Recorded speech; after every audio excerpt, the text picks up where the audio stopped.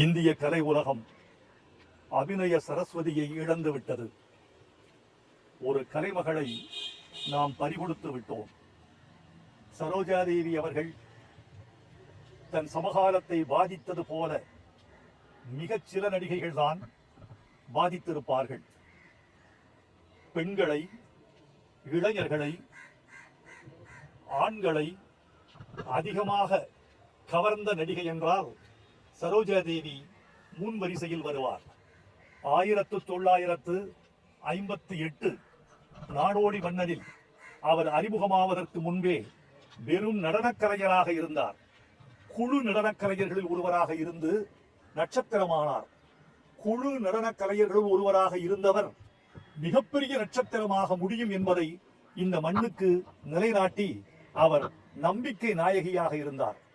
எம்ஜிஆர் என்ற ஒரு ஆளுமையை சரோஜாதேவியை கழித்துவிட்டு நாம் கலையில் நினைத்து பார்க்க முடியாது. எம்ஜிஆரோடு மட்டும்தான் அவர் பொருந்துவார் என்று கருதி கொண்டிருக்க முடியாது. சிவாஜியோடும் அவர் மிகச்சிறந்த கலை மேதைமையை வெளிப்படுத்தி இருக்கிறார். ஒரு சம்பவத்தை சொல்ல வேண்டும். பாலும் பழமும் என்று ஒரு படம். அந்த பாலும் பழமும் படம் நடித்து முடித்து முதல் பிரதியை போட்டு பார்க்கிறார்கள் கலைஞர்கள். சிவாஜியும் உட்கார்ந்திருக்கிறார், பக்கத்தில் சரோஜாதேவியும் அமர்ந்திருக்கிறார். படம் முடிந்தவுடன் சிவாஜி பேசவில்லை, சரோஜாதேவியும் கொஞ்ச நேரம் பேசவில்லை. கொஞ்ச நேரம் கழித்து அந்த மௌனத்தை உடைத்து சிவாஜி சொல்கிறார், சரோஜா, இந்த படத்துல நீ என்ன ஜெயிச்சிட்ட. இப்படி சொல்லக்கூடிய வலிமை யாருக்கு வரும்? சிவாஜி எவ்வளவு பெரிய கலைஞன்.